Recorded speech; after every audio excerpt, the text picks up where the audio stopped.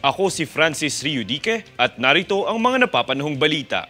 Ayon kay Bureau of Immigration of BI Commissioner Norman Tansinco, ang pagdami ng mga nakuhang pasaporte ng Pilipinas sa iligal na paraan ay isang issue sa pambansang seguridad. Sa naganap na public hearing ng Committee on Finance na pinamunuan ni Senator Sonny Angara, ibinahagi ni Tansinco na mayroong hindi bababa sa 10 kaso ng authentic Philippine passport ang ginamit ng mga illegal alien. Idinitalye rin niya na ang mga dayuhang ito ay illegal na nakakuha ng mga dokumento ng Pilipinas tulad ng mga pasaporte, birth certificate, driver's license at postal ID.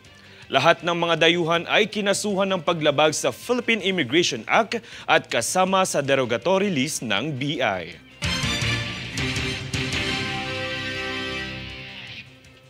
Matapos ang trahedyang naganap malapit sa Baho de Masinloc, nagbigay tulong ang DSWD sa pamilya ng mga biktima. Yan ang balitang hatid ni Daniza Lopez. Sa mga pamilya ng mga biktima ng trahedyang naganap malapit sa Baho de Masinloc, ipinagkaloob ng Department of Social Welfare and Development o DSWD ang funeral assistance at tulong pinansyal. Matatandaang pumanaw ang 3 mangingisda sa kamakailan lang na insidente, kaya't nagpaabot ng burial assistance ang DSWD sa mga pamilya ng mga biktima na nagkakahalagang 10,000 piso. Ang bilang naman ng mga nakaligtas sa trahedya ay nasa 11 kung saan nakatanggap din ng tulong pinansyal na nagkakahalagang 5,000 piso kada pamilya. Nakatanggap din ang mga pamilya ng mga biktima ng family food packs mula sa DSWD kung saan tiniyak din ng ahensya ang dedikasyon nito na tulungan ang mga mangingisda at pamilya. Daniza Lopez nag-uulat para sa One Media Network. Hindi sasapat ang supply ng karning baboy hanggang sa holiday season. Ito ay dahil sa epekto ng African swine fever sa bansa ayon sa Department of Agriculture. Sa pagbaba ng supply, inaasahan ang pagtaas ng demand ng karne, higit lalo ngayong Pasko kung kaya tinitignang mainam ang pag-angkat ng mga bilihin upang matiyak ang sapat na supply at abot kayang presyo ng baboy ngayong holiday season. Sa ilang pamilihan sa Kamaynilaan, nasa 260 piso hanggang 330 piso ang halaga ng pork shoulder kada kilo. Habang nasa 270 piso hanggang 400 piso naman ang presyo ng liempo kada kilo.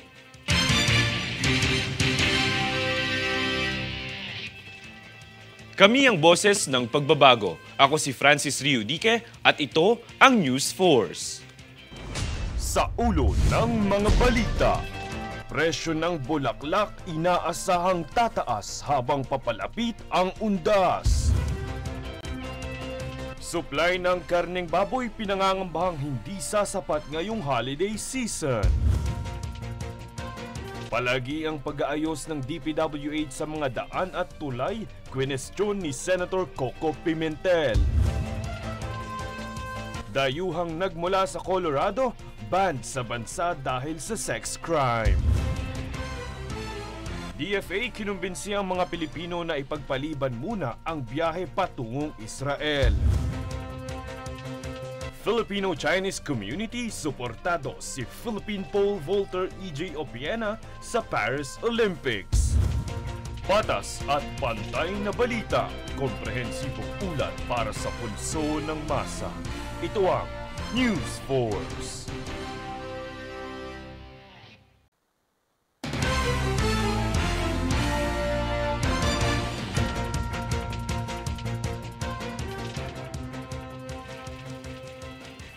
Ako si Francis Riudique at narito ang mga napapanahong balita.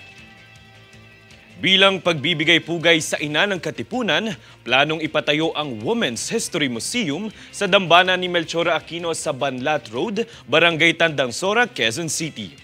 Kaugnay nito ay nakipagpulong ang alkalde ng lungsod na si Joy Belmonte kay Senator Risa Hontiveros na isa sa mga tagapagsulong ng karapatan ng mga kababaihan.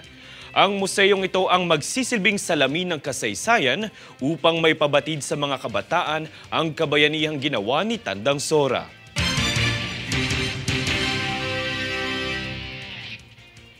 Dahil sa patuloy na tensyon sa pagitan ng Israel at Palestine, pinayuhan ng DFA ang mga Pilipino na ipagpaliban muna ang pagbiyahe patungo sa Israel. Narito ang buong ulat. Hindi pa man nakakapag-issue ng travel ban, nananawagan na si Department of Foreign Affairs o DFA Undersecretary Eduardo De Vega na ipagpaliban muna ang pagbiyahe patungo sa Israel. Ito ay dahil sa kasalukuyang gera sa pagitan ng Israel at Palestine kung saan kabi-kabilang mga pambobomba sa mga gusali at putok ng baril ang masasaksihan. Dagdag pa ni De Vega, hintay na lang muna na humupa ang tensyon sa Israel bago magtungo rito upang maiwasan ang maaaring maging problema. Kaugnay nito, karamihan sa mga paliparan sa Asia ay nagkansela na rin ng kanilang mga flights para matiyak ang seguridad ng mga pasahero. Sa kasalukuyan ay patuloy pa rin naman ang pagmomonitor ng DFA sa embahada ng bansa sa Tel Aviv, Amman at Cairo. Francis Riudique, nag-uulat para sa One Media Network.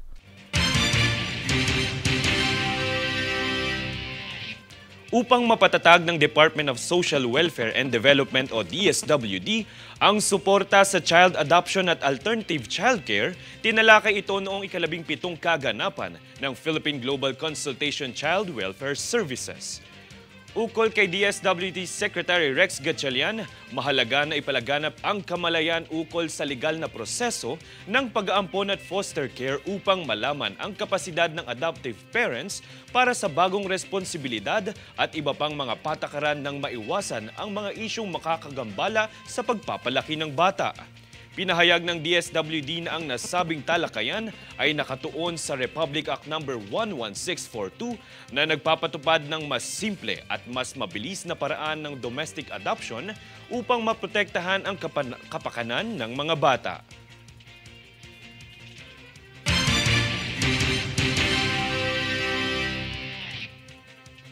Kami ang boses ng pagbabago. Ako si Francis Riudique at ito ang News Force. Sa ulo ng mga balita, presyo ng bulaklak inaasahang tataas habang papalapit ang undas.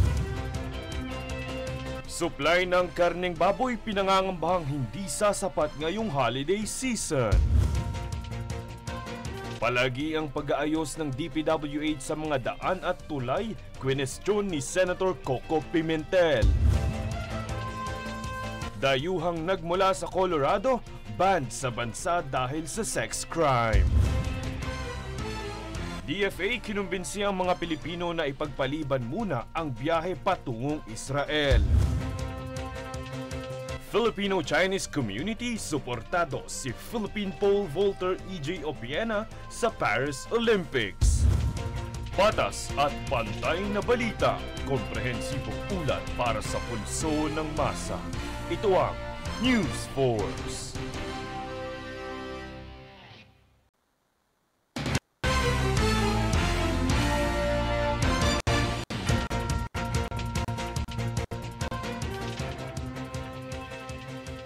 Ako si Francis Riudique at narito ang mga napapanahong balita. Ilang araw bago ang nalalapit na undas, inaasahan ng pagtaas ng presyo ng mga bulaklak, partikular sa dangwa na kilalang pakyawan ng mga bulaklak tuwing holiday season. Tinitignang dahilan ang mga nagdaang bagyo na tumama sa bansa na nakaapekto sa pagkawasak ng taniman ng mga bulaklak. Kasalukuyang binibenta ang mga ready-made na flower arrangement sa halagang 100 hanggang 400. Kaugnay nito, pinapayuhan ng mga flower shop owner ang publiko na magsimula na umanong mamili ng mga bulaklak sa ika-27 hanggat ika-28 ng Oktubre, bago pa man tumaas ang demand ng bulaklak sa araw ng undas.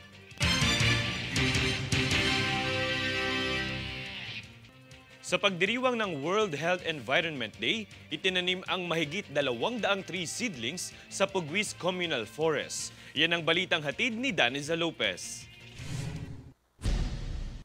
Sa pangunguna ng Department of Health Cordillera, kasama ang lokal na pamahalaan ng La Trinidad at Benguet Provincial Environment and Natural Resources Office, pinangunahan nito ang pagtatanim ng higit 200 tree seedlings sa Puguis Communal Forest. Ito'y bilang paggunita sa World Health Environment Day na may temang protektahan ang kapaligiran para sa ating kalusugan araw-araw. Ang aktibidad sa pagtatanim ng mga puno ay isinagawa ng mga empleyado mula sa iba't ibang ahensya, mga mag-aaral at mga voluntaryo. Ang World Environment Health Day ay ipinagdiriwang tuwing ika-26 ng Setyembre kada taon kung saan layunin nito na palaganapin ang pangangalaga sa kapaligiran, kalusugan at pagbibigay halaga sa kalikasan. Daniza Lopez nag-uulat para sa One Media Network.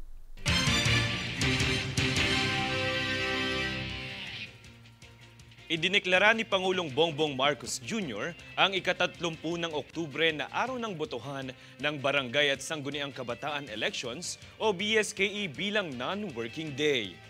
Ito ay upang mabigyan ang mga Pilipino ng pagkakataon na makaboto sa naturang eleksyon. Ang deklarasyong ito ay sa ilalim ng Proclamation No. 359 na nilagdaan ni Executive Secretary Lucas Bersamin.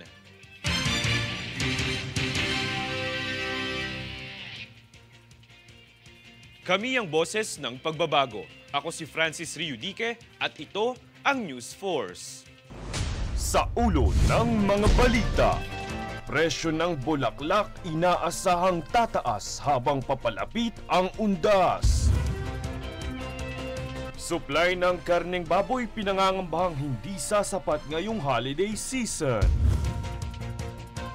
Palagi ang pag-aayos ng DPWH sa mga daan at tulay, kwinestyon ni Senator Coco Pimentel. Dayuhang nagmula sa Colorado, banned sa bansa dahil sa sex crime. DFA kinumbinsi ang mga Pilipino na ipagpaliban muna ang biyahe patungong Israel. Filipino-Chinese community suportado si Philippine pole vaulter EJ Opiena sa Paris Olympics. Patas at pantay na balita, komprehensibong ulat para sa pulso ng masa. Ito ang News Force.